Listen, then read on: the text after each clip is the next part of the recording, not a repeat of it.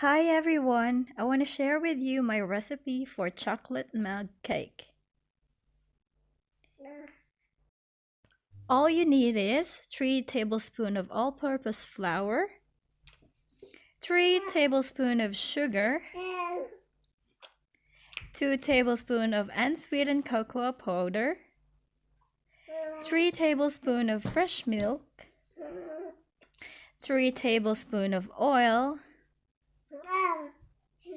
1/4 teaspoon of baking powder. So all you have to do is mix all the ingredients